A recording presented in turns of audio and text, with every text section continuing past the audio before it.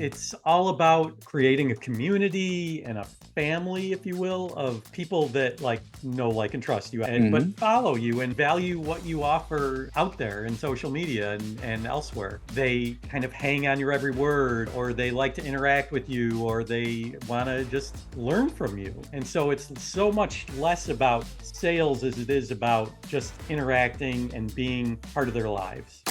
Welcome to the Making Sales Social podcast, featuring the top voices in sales, marketing, and business.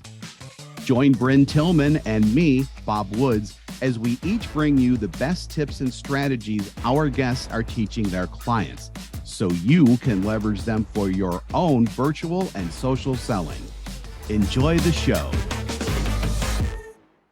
Andy O'Brien, AI copywriter, and I'm just going to go ahead and give him the title AI Whisperer, joins us in the Social Sales Link virtual studios for this week's episode of Making Sales Social. Today, we're diving into one of my favorite subjects, the cutting edge world of AI in sales and marketing, with Andy, who is the mastermind behind the AI Copy Lab and one of the people behind the AI Success Club. Andy's journey from and I'm going to hit this right, I promise, from the classic rock airwaves. I had to try at least. I wasn't ready. Was fine. Anyhow, to pioneering AI rather in sales and marketing copy, it's going to give us a unique perspective on the transformative power of technology and AI in particular when it comes to sales, marketing, and professional development. He and I are of a very similar mind when it comes to AI and being human, though. We both believe that generated AI copy shouldn't be copied and pasted.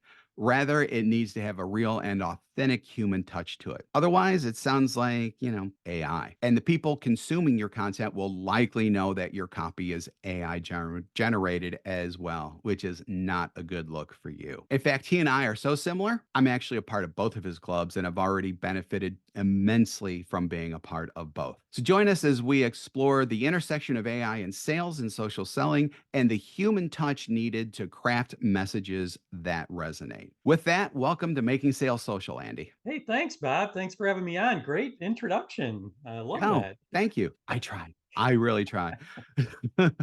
So, our first traditional question here on Making Sales Social always is, what does making sales social mean to you? Well, I just think that, it's all about creating a community and a family, if you will, Mhm. of people that know, like, and trust you, obviously, and but Mhm. follow you and value what you offer in out there in social media and elsewhere.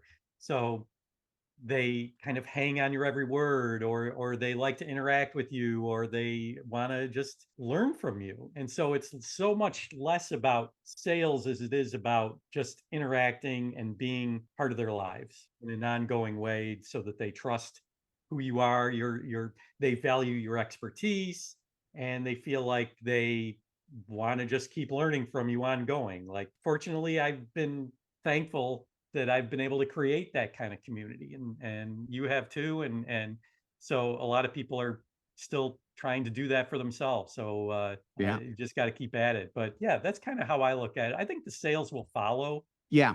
We are if all you about that. create that sense of community and camaraderie in the Yeah. socials. Yeah, and then, obviously and you kind of touched on that. I just want to bring it out to the forefront a little bit more just for us. It is all about bringing value and when you deliver value in a way that truly helps people, because one of our favorite sayings around here is don't talk about how you help people, just help people. And that's what it's Mhm. ultimately all about. And AI can obviously help with that tremendously. And that's what we're going to be talking about today. All So right.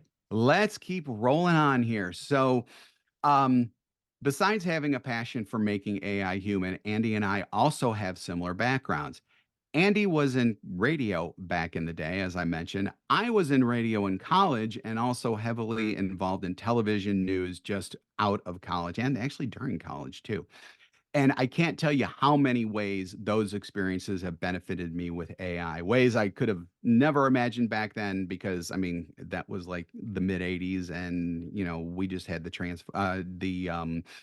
Terminator movie coming out there. So look at how far we've gone from there to now. So, Yeah. Andy, what parallels do you see between the art of engaging an audience in radio and engaging customers through AI driven copy? Wow. Actually, I wanna kinda flip that because I Yeah. think there's actually a lot of differences because we've come Okay. such a long way. I mean, Yeah. radio has now what used to be, people just sitting in a room spinning records or CDs is now people like at Sirius XM, you Yep. know, just like programming their show and just doing like an hour's worth of breaks where they just talk non, you know, and just insert digitally their chatter into in between Yeah. the computerized you know, Yep. song playlist is like I could never survive in radio in that kind of landscape. And that So I even think happens on local radio too with like voice tracking and everything. yeah, So, yeah. So yeah. if anything, I think that's where the similarities lie now, you know, is because Okay. everything is just so automated in radio. But back then, back in the 80s, I mean, we never really imagined such a thing. Yeah. But I guess the similarity I could see is back when we were kind of involved in that stuff eons ago, is how AI can kind of read the audience's the flow and the nuances of Mm. you know, of digging deep into who your audience actually is. Like radio was niched back then. I mean, you had your rock stations and your easy listening and your classical and your jazz and you know, country. So AI can do the same thing now and really cater, really drill down deep into niche audiences. And I think Yep. that's kind of one of the parallels that I think you can draw Yeah, with and I also do think and we're gonna get off of radio here after this because people are probably like, "No, no, I'm about radio." yeah, But right. I do think that if people are listening to especially local radio and the voice track stuff that is done from, like, different areas, I think that it loses authenticity. Mm, And coming back to the AI and authenticity thing, I think that what has happened with radio is actually kind of a warning for people to, if you're going to use AI, do it in an authentic and genuine way. Because I'm sorry, if I'm listening to terrestrial radio anymore, you know, like your local TV radio station stuff like that, I actually don't even listen to them anymore, just because I know that their voice track. You can tell when it's not local, and that's right. kind of it's kind of a sort of parallel to me for like using AI as a copy and paste as opposed to, you know, using AI to bounce ideas off of. And we're going to be talking about more about this, but you know, and you know, taking that copy and really making it in your own voice and putting it out so that people don't know it's AI. And Right. and I think that that's kind of the transition that people need to make in their own minds, as well as they can't sound like a local radio station that has voice tracked out of town programming 24/7. Right, and I saw the writing on the wall, and that's one of the reasons why I left the radio industry, that and the money, Mhm. was that, you know, I started just babysitting the board, for live broadcasts from the local car dealership, and I'd just be sitting there, you know, playing the music, and I wasn't talking. I left it to another guy doing the sales pitches somewhere else. So I was Mhm. like, "Why am I doing this?" And so the human element, I mean, I'm now gonna date myself and remember that Rush song, "The Spirit of Radio." It's Yeah. Oh like my god.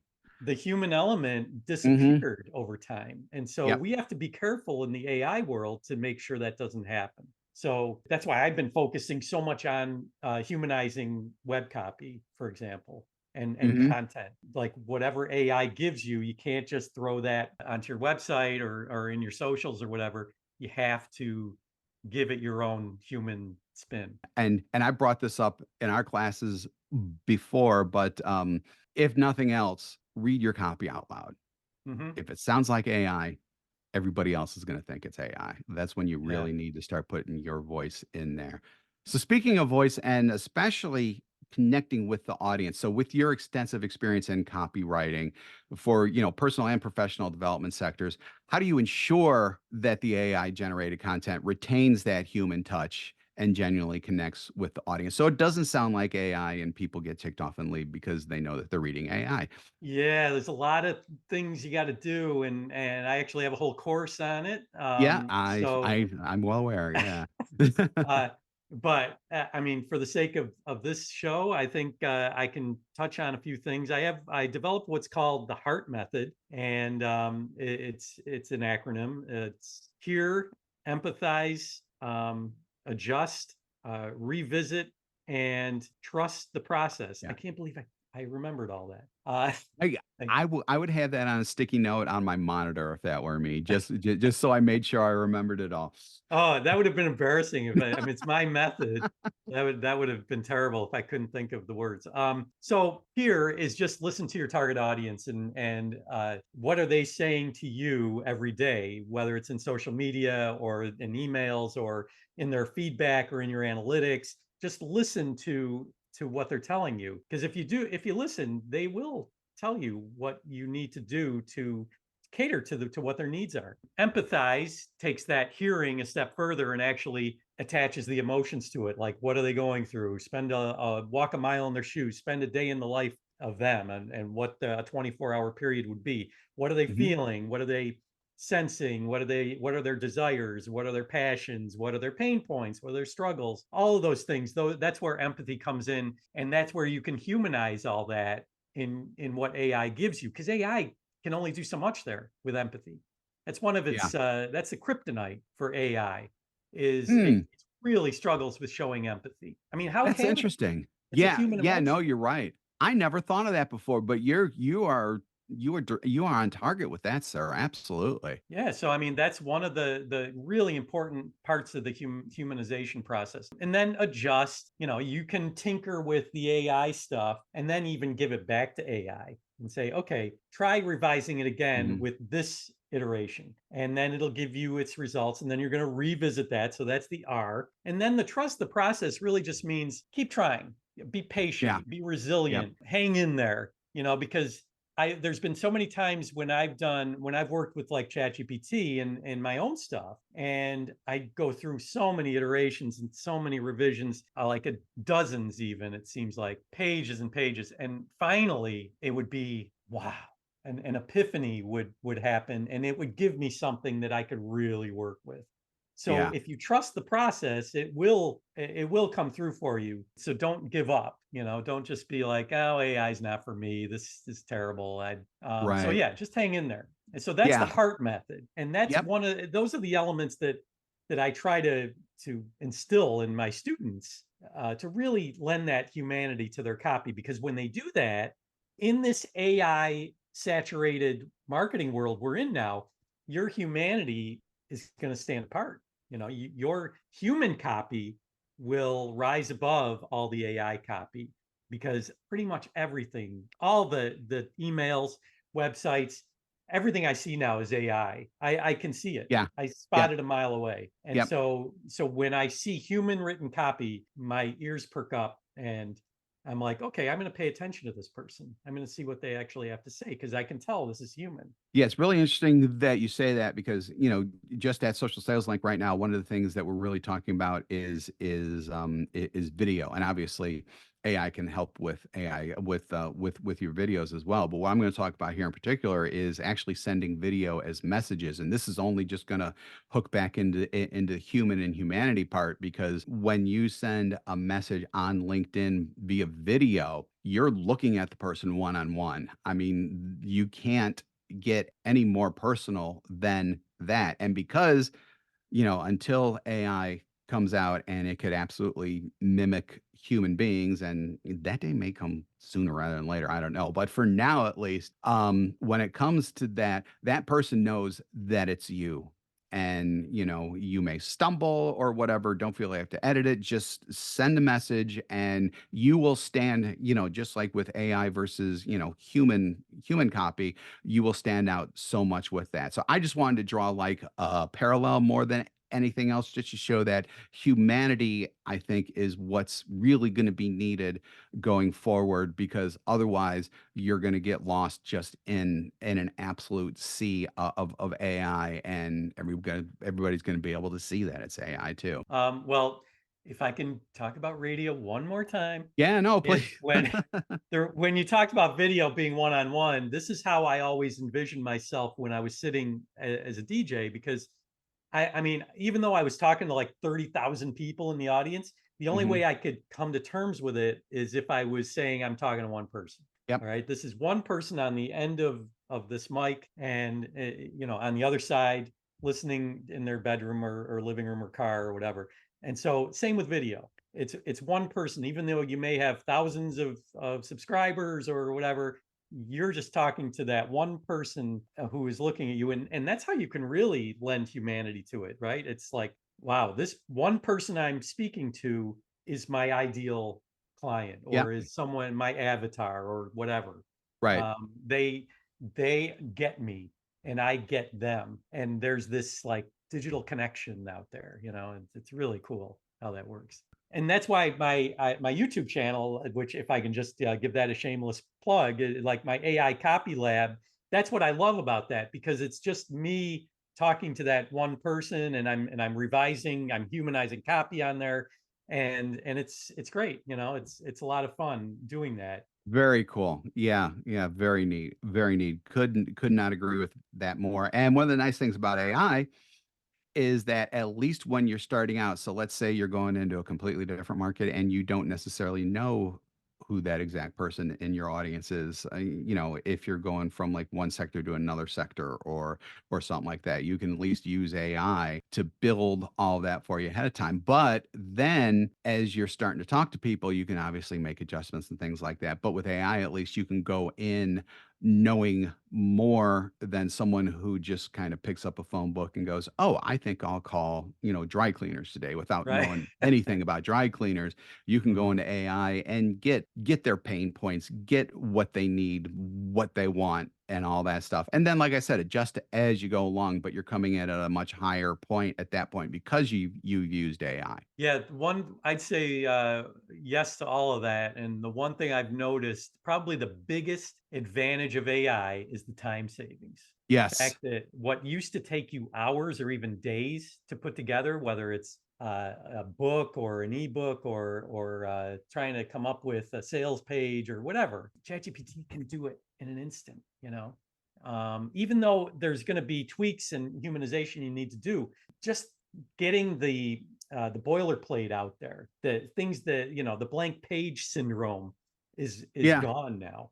you know Oh yeah. so that's what I love about AI. Yeah, and blank page syndrome, I bring that up a lot myself when I'm talking. The biggest reason why I bring it up is because I face it probably more than I care to admit. And using AI to help you out with that is great.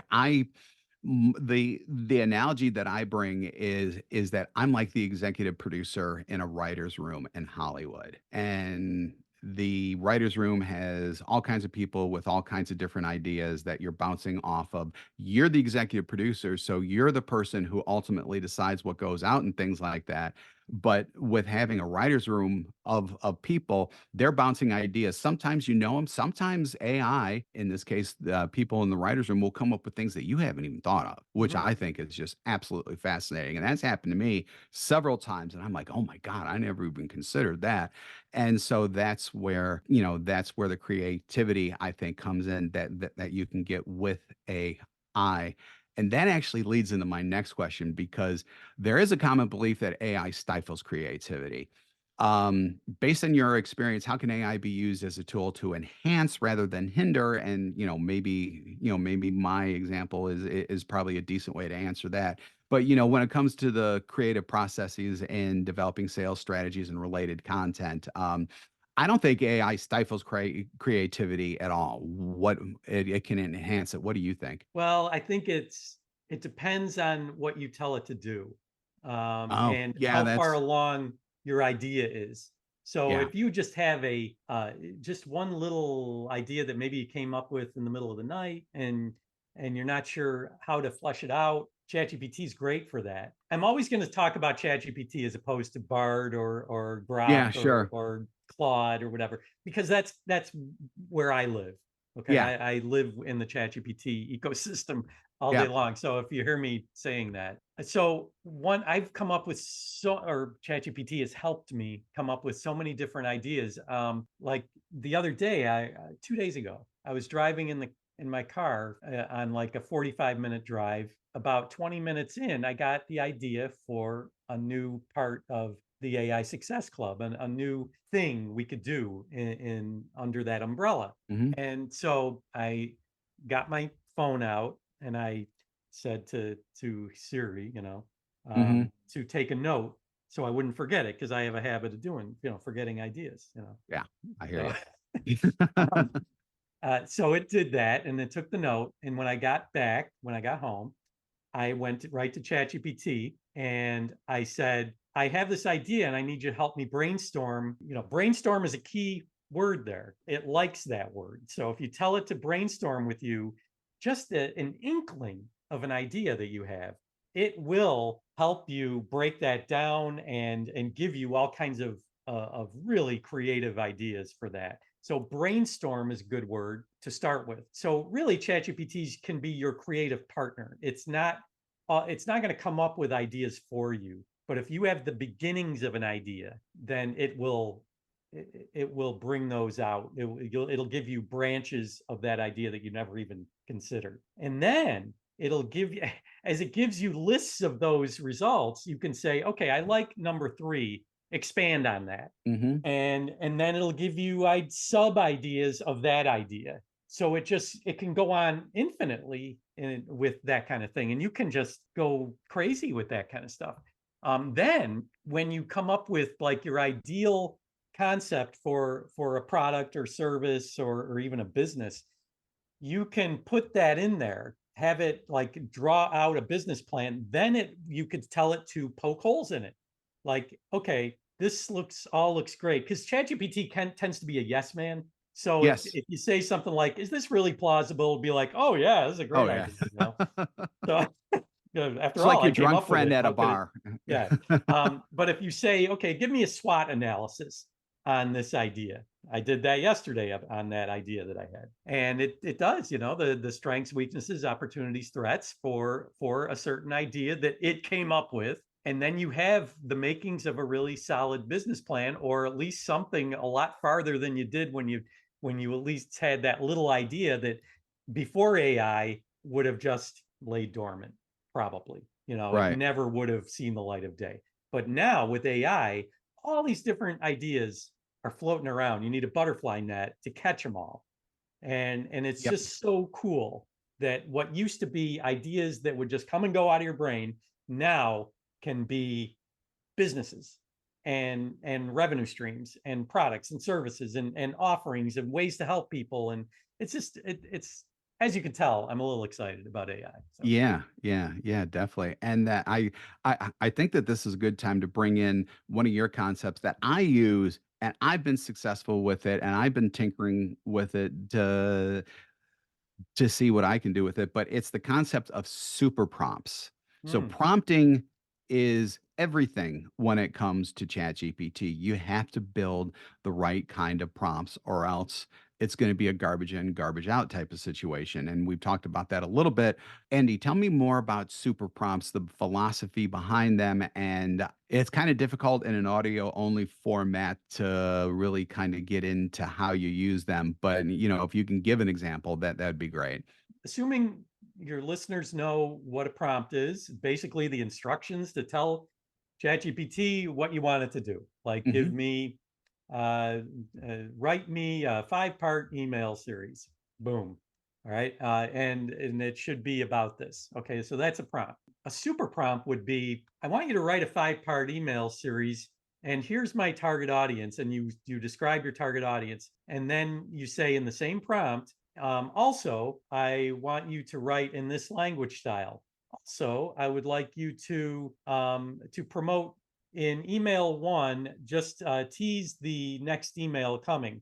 In email two, I want you to softly promote a product I'm trying to sell and tease the next email. In email three, I want you to give 50% content and promote the next email. In email four, I want you to strictly promote the product and give the content. And then in email five, I want you to wrap it all up, give a good, powerful sales pitch to go to this product, and here's what the product's about, and then you describe the product and the pricing. That's all one prompt. That's a super prompt that you would just keep going and going and going until you have all the context it needs to create this long output that you will get.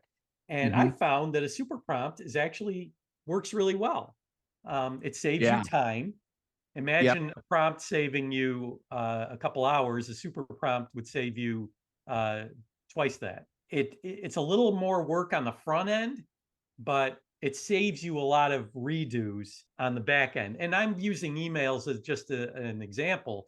Mhm. You could apply this to brand strategy or a social media content calendar or a blog post, an article, a public or a press release, any kind of business plan, all kinds of things you can do super prompts for. But it's all about the context and the detail that goes into it. Really, you're using ChatGPT as your assistant, and you're Mhm. imagine it's a human on the other side, and you're just saying, okay, here's your instructions, like a virtual assistant, a VA. I mean, you could direct this person to do all, just give it all these tasks, but you use it in one prompt, and that's it. You don't have to use multiple. That's basically what a super prompt is. It's really fascinating on how you can really you can drill down into exactly what you need, but then especially if you use follow-up prompts and things like that to really expand at the same time. Because like I said, even when using super prompts, sometimes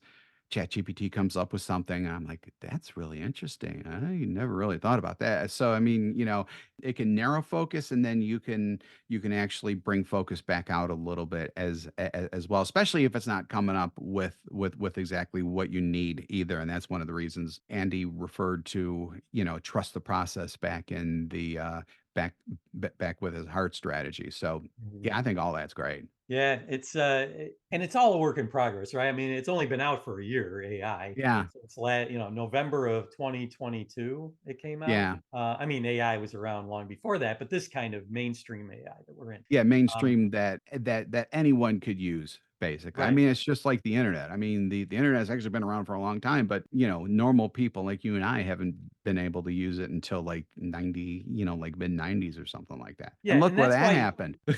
yeah, that's why your listeners need to do their due diligence with people who claim to be AI experts. Yeah. Nobody's an expert, everybody's Yeah. learning at this Oh, point. yeah, we're all learning. Yeah, I mean, I could go out and just, proclaim myself an AI expert and, I'm in your AI clubs learning all the time. I'm actually going to be taking a AI kind of strategies and use and implementation in business online graduate level course from Northwestern Kellogg starting next month because I really want that base of knowledge for like the entire business world in there too. And Yeah, even after that, I'm nowhere near an expert. I mean, this is evolving, especially because it's evolving so fast. I mean, yeah, if you're interested in AI, and I would suggest following some voices in sales. If you're in sales, follow B2B sales voices. If you're in marketing, the same thing for marketing. But don't try to do this on your own because I don't try to do it on my own, and but yet I get overwhelmed, and Andy, I'm sure that you get overwhelmed as well. oh yeah. You have to step away from it every once in a while, and just get back into the real world and Yeah. you know, read a book or something. Read a non-AI generated book. How does Yes, that not a sound? Kindle, a hard one of the books Yeah. behind me there. Yeah, precisely, precisely. Yeah. So, where do you think the intersection of AI and social selling and just sales in general? I mean, if you want to talk social selling, that's fine. It's a subset of sales. So, heading you know, I have on my sheet here the next 5 years. I don't. Does anyone know what's going to happen in the next 5 years with AI? But I guess what is your hope, and what skills, especially, should sales professionals develop to stay ahead? Well, at least I can speak to the copywriting and content marketing worlds. Sure. I guess my hope is the same as my prediction, because I really think with the saturation of AI out there, because everybody's doing it, everybody's all excited about crafting their copy and content using AI, saving all this time and getting it out there, and oh wow, it's great. I think at some point there's going to be a tipping point, and we may have already reached it, where, like I kind of said earlier, people are going to be really hungry for humanity in the content. More and more people are going to be able to spot AI, and they're going to be turned off by it. I Yep. don't think AI images have really done anybody any favors. Yeah. When they first came out, it was like, wow, this is really cool looking. But now it's like, oh, geez, here we go, another AI image. Yeah. I'm getting kind of tired of this. And why doesn't it spell things right? Eh, And why does it give people six fingers and all that stuff? yeah, Yeah. yeah. So I think that has a ways to go. It's got to be perfected more, and maybe AI images will be a different thing. But at least with the words, and I think we're going to get back to the theater of the mind more, like back in radio. Again, calling on radio, where we would, I mean, that's how we would engage. How Mhm. our we would talk on the radio is the whole theater of the mind concept. You tell a story, you paint a picture of the history of a band or something, Yep. a song that speaks to people, and you talk about that and how it speaks to you. And I think storytelling is going to really come back into focus more as people get a little what's the word, I don't know. Savvy? um, Savvy to what's going on, or yeah, like a little jaded. oh, People are going jaded. to get Yeah, yeah, jaded yeah, that's by better. Yeah. AI, Jaded and and savvy. Yeah. yeah, they're going to be burned out Yeah. by all the AI messaging out there. And I think that's the future. People are going to be now. I don't think AI is going to go away by any stretch, Yeah, no. but in the content marketing and copywriting realm, the future is going to be human, the Yeah. human interaction, the synergy of human with machine. Yeah. And that synergy is what's going to drive the top selling people. That's how people are going to make sales in the coming months and years, Yep. because it's going to stick out. You, me, and Denise, let's lead that charge. How does that sound? Oh yeah, yeah. I think that's. I mean, naturally, I'm going to say that because I came up with the course. But that's why I came up with it. Yeah. I, No, I it's needed. Seriously. I want if I didn't think it was needed, I wouldn't be paying money. And I'm paying money for this, folks. This isn't like a sponsored thing or whatever. I'm paying money to be a part of this because I 100% agree that humanity and being human is going to be needed more than ever in our new age of AI. Who would have thought that humanity is ahead of its time? Yeah, Uh, I know. It's like, it's hopefully there'll be like some kind of full circle thing, even though I don't know if you could really call it full circle if you're inserting AI there. But I mean, AI ultimately becomes a tool. It's not the be all end all, and I think that's probably something else that people need to realize and consider. It's a tool, just like any other tool you have in your proverbial toolbox. Yeah, maybe it won't be a full circle. Maybe it'll be a Venn diagram. It's something Yeah, where it yeah. intersects, and there's a middle where everyone's going to converge. I don't know. That's a Is it a Venn really good way diagram? to I don't look know. at it. That's a really good way to look at it. I like that much better. So let's kind of bring things full circle here. Let's see what I did there. Yeah. I love those one thing you can do right now kind of takeaways. So, Andy O'Brien, if there's one thing our audience could do right now to improve their use of AI for their sales and or marketing, whichever way you want to take that, what would it be? Well, I think you need to go back into ChatGPT and work on fine tuning your prompting skills. And by that, I just mean get a little more, add more context to your prompts. Tell ChatGPT more than maybe you are telling it now. Even if you think you're telling it a lot now in your prompts, give it more to work with, because the more you give ChatGPT, and whether that means tell it more about your target audience, tell it more about the product you're trying to promote, tell it more about your personality or writing style, just give it more to work with, because the more you do that, the better results are going to be. So I would say that would be a starting point, at least. Right. Yep. One thing you can do right now, and that's probably a perfect way to get you started, especially because as you do this, you're going to be interacting with ChatGPT more and more, even as you do this, and you'll see just by doing what Andy just said, how much that it can help with prompts that you have going right now, as well as using that strategy in the future. So I think that was absolutely excellent. If our listeners want to get in touch with you or find out more about the AI Copy Lab or the AI Success Club, what do you suggest that they do? I would have them go to my YouTube channel. I think that is a great place to start. And And what's that's that called? Well, it's AI Copy Lab. So if Okay. it's the youtube.com/ the what is that, and symbol, Yeah. at symbol, Yeah. Yeah. AI At Copy symbol. Lab. And actually, I just Googled it just to make sure. If you type AI Copylab YouTube into Google, it's the first search result that pops up Great. too. I have 33 videos in there right now. I'd love for people to subscribe because I only have like 200 subscribers. I'm a baby on YouTube, and I really want that to take off because there's so much great content in there. Hmm. And so if you want a good starting point on what I'm all about and what I'm trying to do here with humanizing stuff, and that's a good place to start. And there's a link there on the YouTube channel to go and check out our AI Success Club. And or you can just go to AISuccessClub.com. That's easy Yeah, enough to check that out. And Bob is a member of the club, which I really appreciate. We have hundreds of members in there, and they're all of various AI levels, skill levels. So you don't feel like, oh, I'm just a newbie, I'm just starting out. This is way too advanced. No, no, no. We've got tons of great stuff in there for every level. absolutely. Absolutely.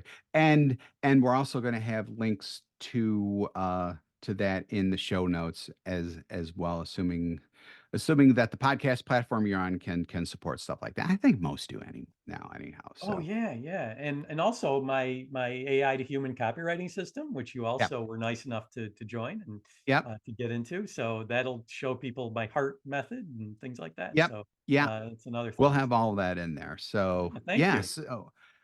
Andy O'Brien, this was excellent. Absolutely excellent. So, Thanks. Mr. Authentic Whisperer and Smooth Talker of all things I put you kind of above me in terms of that too, because you're dealing with just this stuff all the time. So you are one of my go-to experts when it comes to AI. So thank you very, very much for joining us today. I really enjoyed it. Thanks, Bob. I appreciate it's a labor of love for me. So Yeah, thank you. absolutely. Absolutely. You can tell. And thank you for streaming this episode of Making Sales Social. So remember, when you're out and about this week or any week, be sure to make your sales social. Don't miss an episode. Visit socialsaleslink.com/podcast. Leave a review down below. Tell us what you think, what you learned, and what you want to hear from us next. Register for free resources at linkedinlibrary.com. You can also listen to us on Apple Podcasts, Spotify, and Google Play. Visit our website, socialsaleslink.com, for more information.